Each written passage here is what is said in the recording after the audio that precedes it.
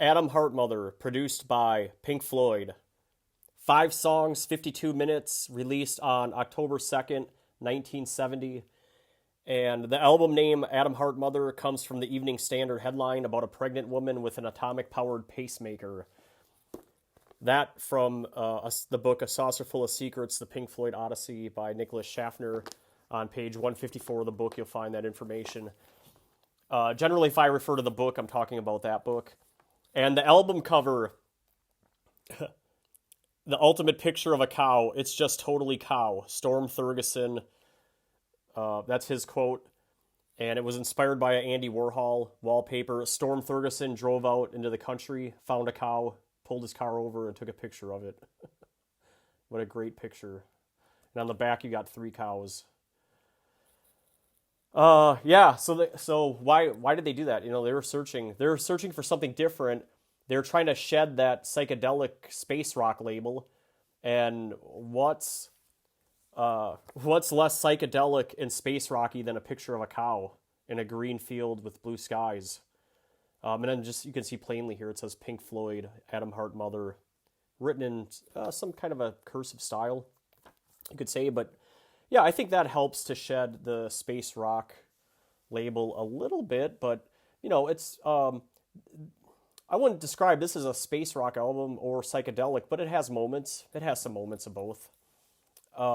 It sounds like Pink Floyd is evolving into what you're gonna know for the advanced albums like Metal, Obscured by Clouds, and Dark Side of the Moon, and you can hear hints of that on this album. This is an old copy, by the way. This is a CD I got. I bought in the mid-90s, but this is when I looked up the label number, it goes back to 1988, which is the first production of CDs. The inside, there's another picture. It's a black and white of a bunch of cows laying in a field. Okay, that's pretty much all it is when you get these 88 copies. Okay, so let's get right into it. The first track is the Adam Hartmother Suite. It's 23 minutes and 45 seconds long. Somebody at musicscore.com scored it in C major and A minor. You can go look at that, find it, and listen to it. Pretty close. I couldn't find any of the sheet music. I have a Pink Floyd sheet music album, but none of these songs are in there. This was a group composition by the band, and they put it together and recorded the backing track, and then they gave it to Ron Geesin. Ron Geesin gets credit for adding the orchestra and the choir parts and making it all fit. And according to the book, he pretty much did it by himself. He consulted members of the band at various points, but judging by what I read in the book, it wasn't very helpful. He pretty much did it on his own. It's an interesting idea that Pink Floyd is the backing track, and the orchestra and the choir are the lead melody for the title track, which is called Adam Hartmother Suite. Okay, and there are 1, 2, 3, 4, 5, 6. There are 6 parts to the Adam Hartmother Suite, so let's dig into them one at a time. Okay, the first part is called Father Shout. And it starts at the very beginning, and it runs to 2 minutes and 54 seconds. And this is the main theme of the song, a la the Magnificent Seven, or as David Gilmour described it, theme from an imaginary Western. So the band credits David for coming up with the chord sequence, and then they worked on it. They collaborated as a group to make it what it is today. So that's the...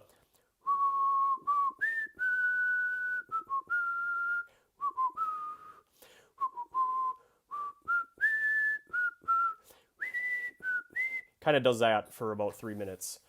Okay, and then the second part is called Breasty Milk. But interesting tidbit, Father Shout was a name given to it by Ron Geesin. He wanted something, this is also in the book, he wanted it to be strong. The rest of the tracks are real cow-inspired names. Okay, so Breasty Milk is the second part of 6. It runs from 2:55 to 5:26, and it starts at 2:55. This is where the organ part goes bum bum ba da da da da da dun dun da da da da, and it kind of evolves from there.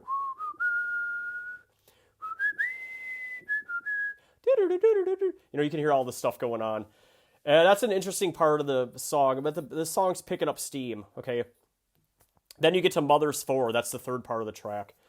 Mother's 4 is 5 minutes and 21 seconds to 10 minutes and 12 seconds. And to me, it starts at about 5:23. At 5:23, this is the most depressing part of the song, with the choir singing and the organ. And perhaps it's my favorite part of the song because of that. But Rick Wright is playing the same line over and over, the da da da da da da da da, and then the chorus is going da da da. It does that for a long time, and at about the 7 minute and 40 second mark, it changes a little bit, but it's still that real manic, depressing keyboard lick with the choir. And this part of the song would have worked great in any big movie battle scene, any kind of movie score. And then at about around the 9 minute mark, the beat picks up. It goes back to the dun dun dun. Okay, it picks up again, and then that segues into the fourth part. The fourth part is called Funky Dung, which runs from 10:13 to 15:27. Okay, so just over 5 minutes. At about 10:11, this is where the guitar part and the keyboard trade off melody lines. And this is the part that most sounds like it could be worked into the Echoes. Echoes is a very long song on metal, on Pink Floyd metal. Like that long epic metal, that jam part. It goes bum bum bum bum bum bum. And then at the 13-minute mark, it sounds very Tangerine Dreamish with keyboards and the chanting part of the choir. The choir is going, I don't know exactly what they're saying, but it sounds like Rakatita, oh cha, Rakatita, oh cha. And the band's going, also this part, when I was listening back to it, it could be in Star Wars. Like this could be a big battle scene in a Star Wars movie. Any one of the movies, just pick it. Any one of the lightsaber battles or anything. At 14 minutes and 30 seconds-ish, about there, the drums come back in, and it builds up to the main theme of the song, that Magnificent Seven part, the dun dun dun dun. So after the main theme comes back, it goes into Mind Your Throats, Please, which is the fifth part of the song. It's 15 minutes and 28 seconds to 17:55, or just a shade under 2.5 minutes, okay? This is the most psychedelic part of the song. I'm not really sure what's going on here. There's like a bunch of scary sounds and organ sounds. At 16 minutes and 30 seconds, it gets more chaotic with more orchestra sounds appearing, and it's just kind of herky-jerky. This is more like what you would hear on Saucerful of Secrets, on, the title track, or, when they're doing that mad improv stuff. Around 17 minutes and 20 seconds, gets even more frantic and scary, and then there's a big organ thud around 17:40. And that is the beginning of the transition to the final part of the track, which is the sixth part of the Adam Hart Mother Suite, which is called Reemergence. Okay, Reemergence, it starts at 17:55-ish or 19:11. It depends on where you think Mind Your Throats ends. If you think it ends when it gets really chaotic, then it's the early one.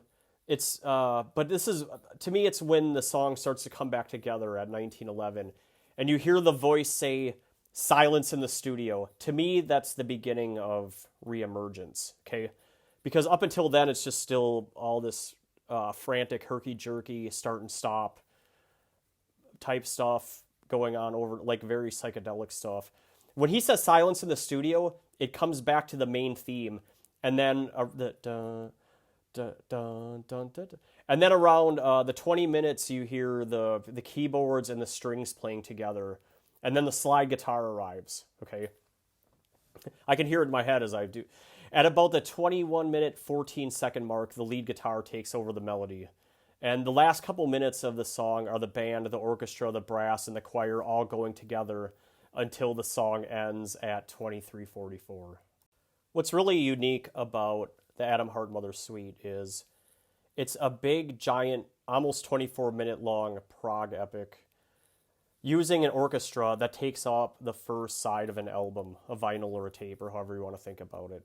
No one had ever really done that before. This is before Close to the Edge.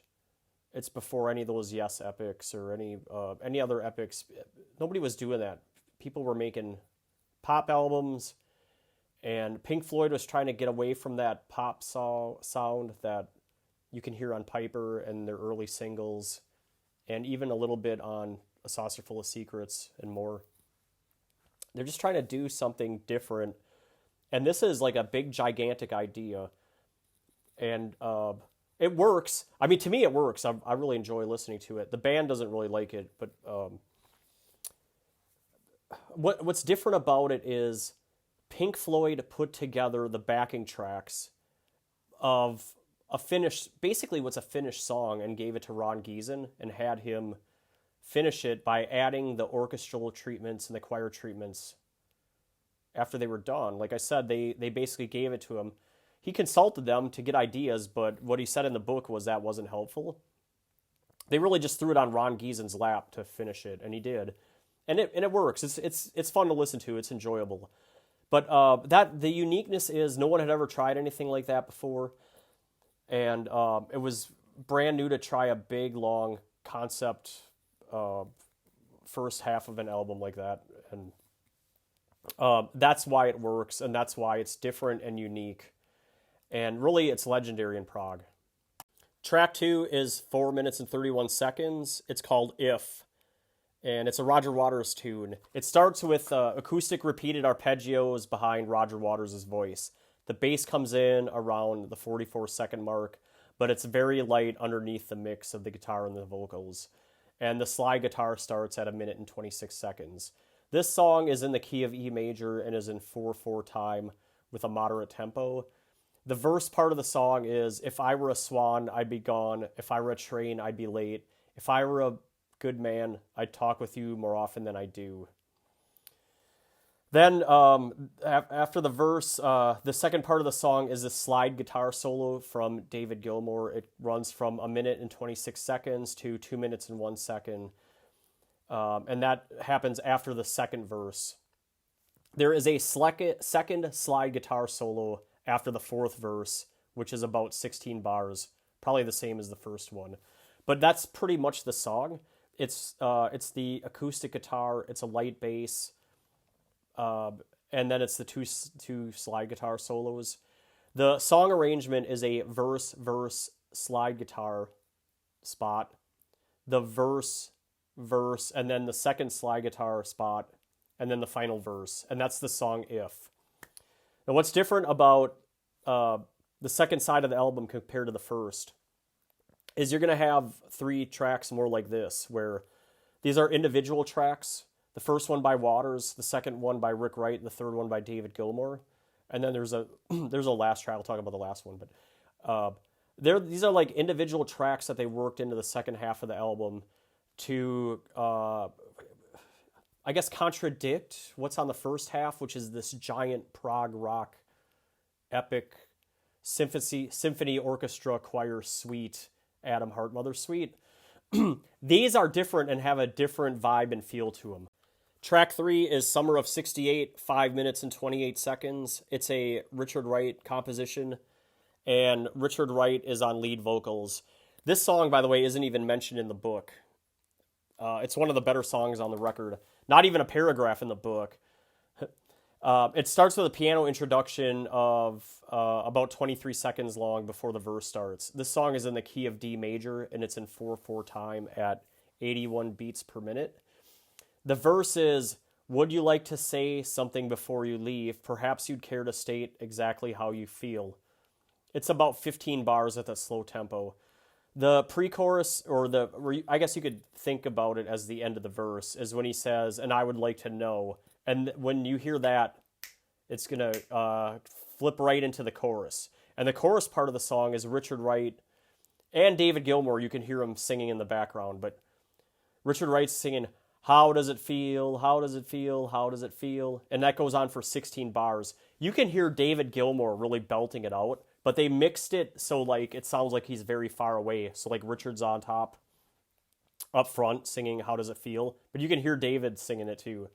It sounds cool if you're like really listening for it. After the chorus, there's a brass interlude.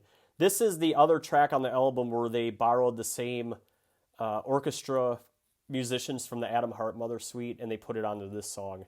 The other songs don't have that.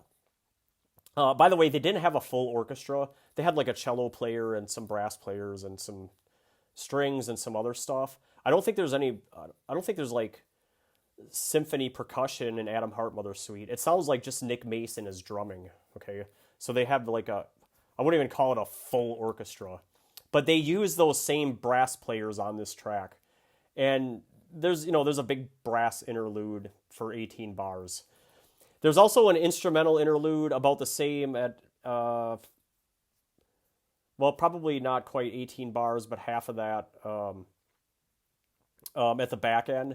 And then there's an outro. Now, the outro part of the song, Richard Wright sings, "Goodbye to you, Charlotte Pringles do, I've had enough for one day."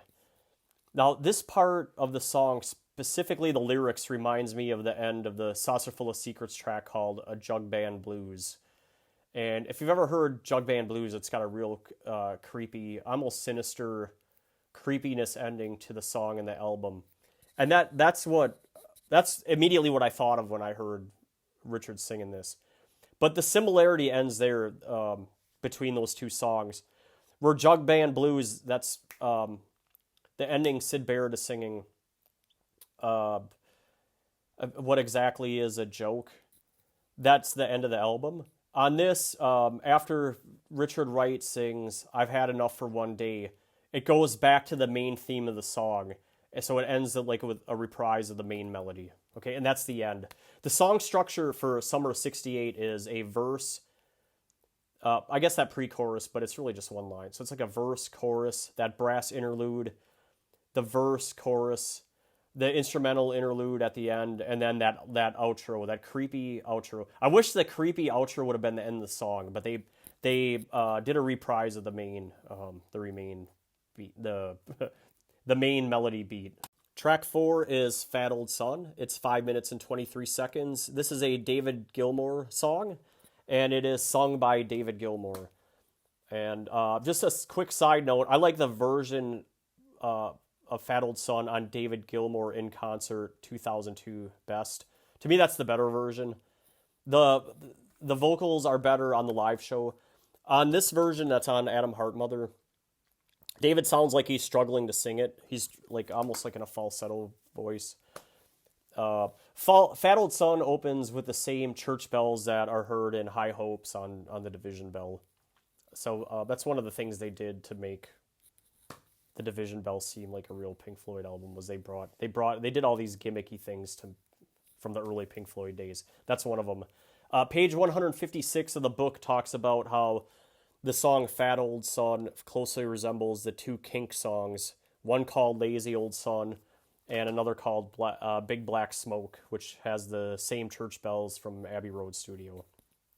Fat Old Son is in the key of G major. It's in 4/4 time. The verse is David Gilmour singing, "When the fat old sun in the sky is falling, memories."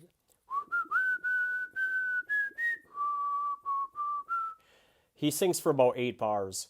And then the chorus is, "And if you see, don't make a sound, pick up your feet off the ground." He's singing in that real high falsetto voice. It's 12 bars. And then there's a guitar solo outro. It starts at 3 minutes and 20 seconds and runs to the end, or about 2 minutes and 3 seconds total.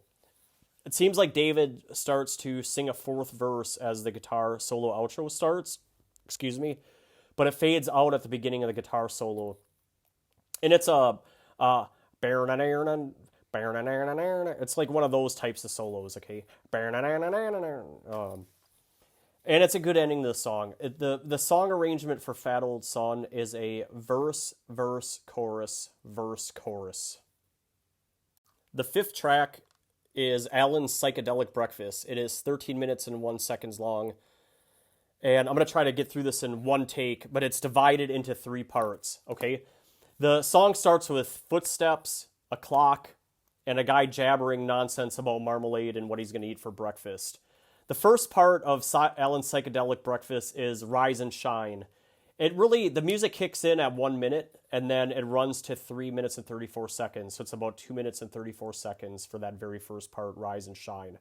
At the 1 minute mark, what you hear is a match strike, like a whoosh, and then the music slowly ramps up.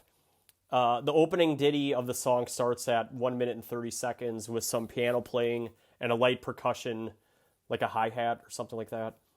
Slide guitar kicks in at 2 minutes. I was trying to think if there was anything else like this in the Pink Floyd catalog, but not really. It's pretty unique. Okay. The second part of the song is Sunny Side Up. It starts at 4 minutes and 29 seconds, and it runs to 7 minutes and 44 seconds.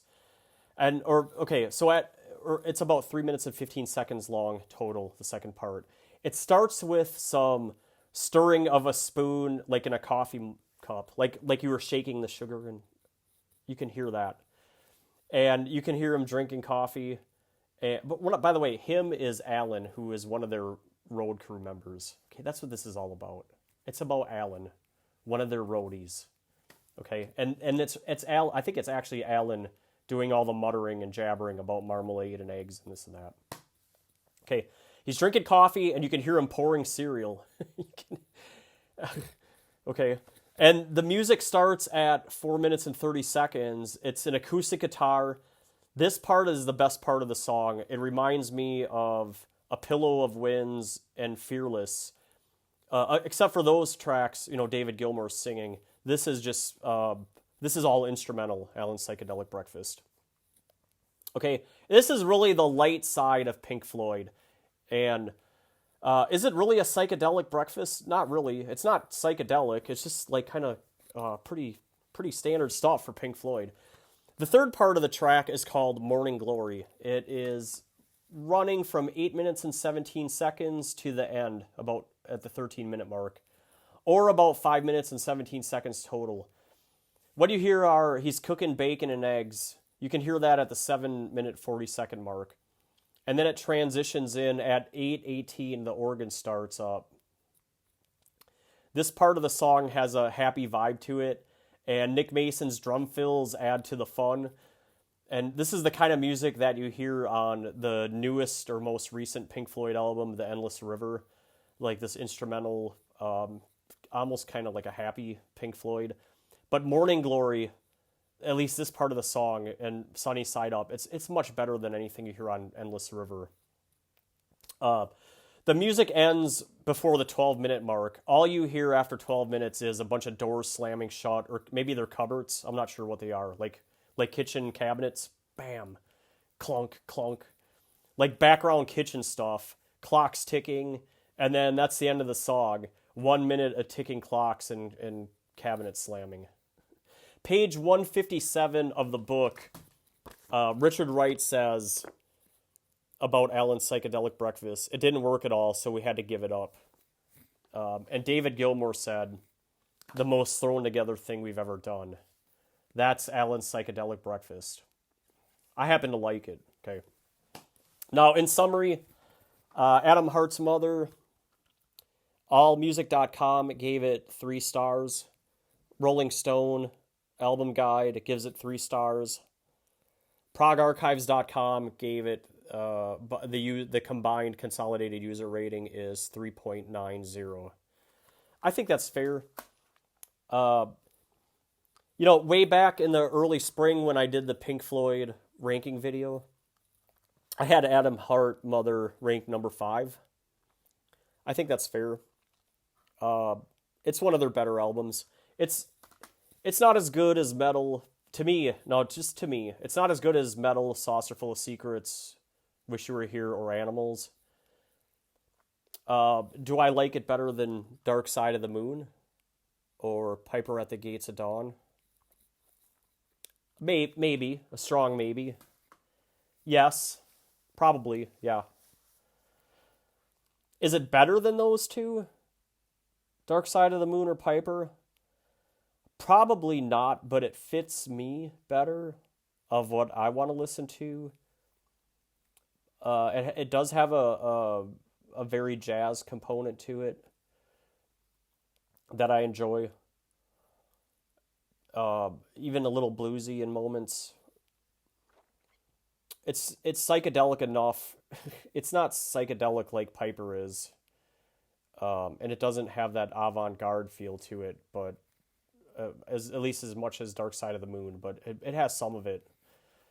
By the way, Piper is underrated. But I think Adam Hartmother is overlooked by both the fans and the band themselves, based on what I read in Saucer Full of Secrets. They, even Roger Waters doesn't care about this album. He thinks it's a joke. So, anyway, that's the end of Adam Hartmother. I highly recommend it.